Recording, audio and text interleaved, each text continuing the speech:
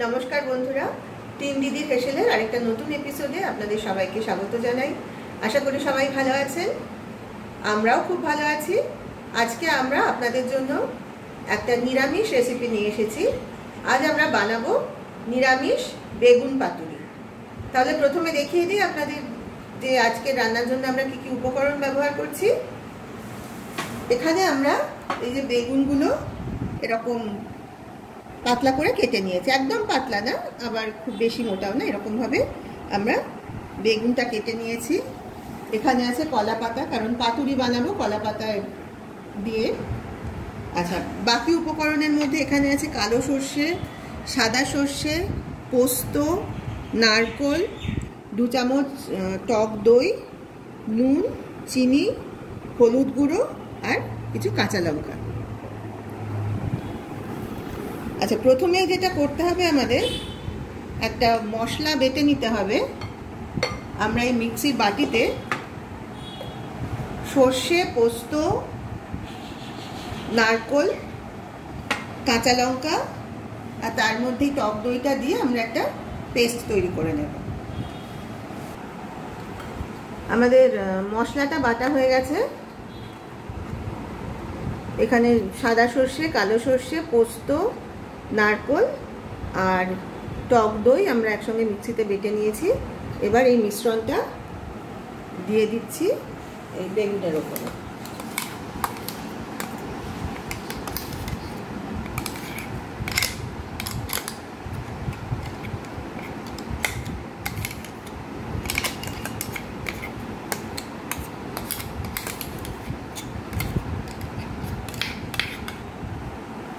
আচ্ছা, আমরা মশলাটা বাটার সময় সামান্য নুন দিয়ে দিয়েছিলাম, সেই জন্য এখন ওই শুধু বেগুনগুলোর জন্য এই ছোটো চামচে হাফ চামচেরও একটু কম নুন দিয়ে দিলাম। আর দেব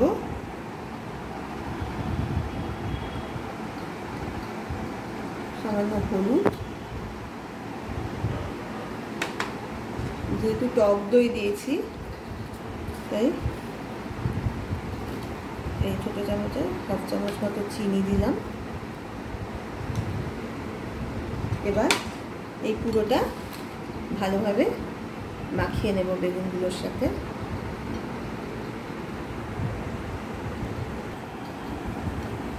আচ্ছা, সব মশলাগুলো বেগুনের মধ্যে ভালোভাবে মাখিয়ে নিয়েছি। এবার এর মধ্যে দিয়ে দেব সর্ষের তেল।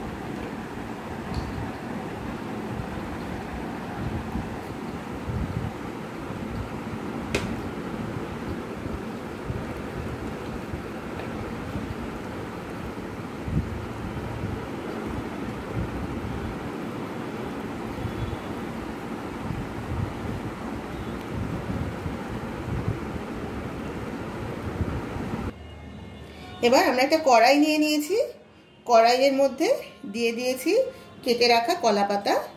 আমরা দুটো দিয়ে নিয়েছি, কারণ একটা দিলে তাড়াতাড়ি পুড়ে যেতে পারে। এবার আমরা এর ওপরে বেগুনগুলো সাজিয়ে সাজিয়ে দেব।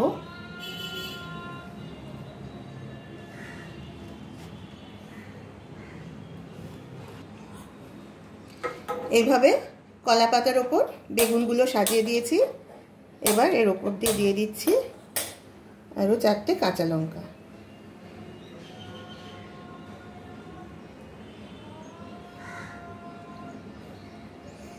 গ্যাসটা জ্বেলে নিয়েছি। এবার গ্যাসের ওপর কড়াইটা বসিয়ে একটা ঢাকা দিয়ে রাখবো। আমরা প্রথমে এই অবস্থায় ঢেকে রেখে 5 মিনিট মতো রাখবো।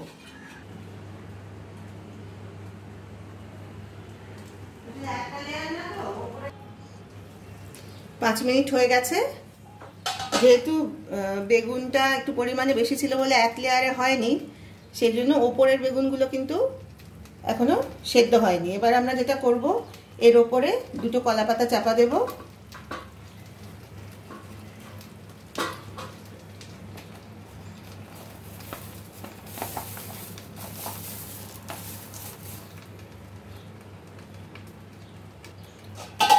কলা পাতা চাপা দিয়ে তার উপরে একটা ঢাকা চাপা দিলাম। এবারে আমরা কড়াইটা উল্টে নেব।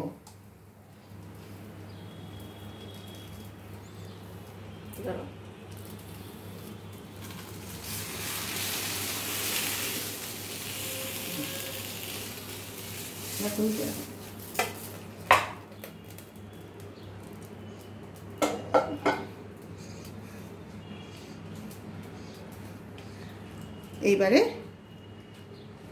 আমরা বেগুনের উল্টো দিকটা দিয়ে দিলাম, মানে যে দিকটা ওপরে ছিল সেটা এবার নিচের দিকে দিলাম, যাতে ওপরের দিকে বেগুনগুলো সেদ্ধ হয়ে যায়।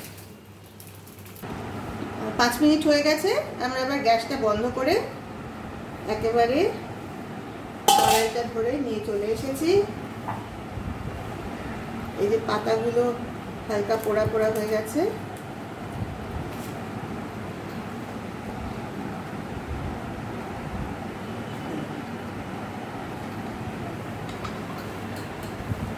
দেখি এটা দিয়ে দেখে দেখি বেগুন তো দেখেই বোঝা যাচ্ছে সেদ্ধ হয়ে গেছে, একদম নরম হয়ে গেছে সুন্দর। তাহলে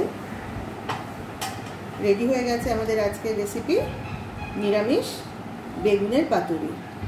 যে কোনো নিরামিষের দিনে আপনারা কিন্তু অন্তত একদিন হলেও অবশ্যই এটা বানিয়ে খেয়ে দেখবেন, আর খেয়ে কেমন লাগলো সেটা প্লিজ কমেন্ট করে আমাদের জানাবেন। আর ভিডিওটা ভালো লেগে থাকলে প্লিজ একটা লাইক দেবেন আর শেয়ার করবেন আপনাদের পরিচিত সকলের সঙ্গে।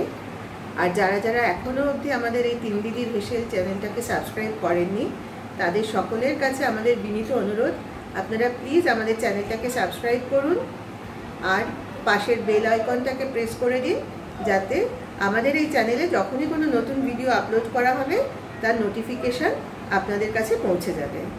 আজ তাহলে এই পর্যন্তই, সবাই ভালো থাকবেন। আবার আগামীকাল আপনাদের সঙ্গে দেখা হবে একটা নতুন রেসিপি নিয়ে। তাহলে আসি, নমস্কার।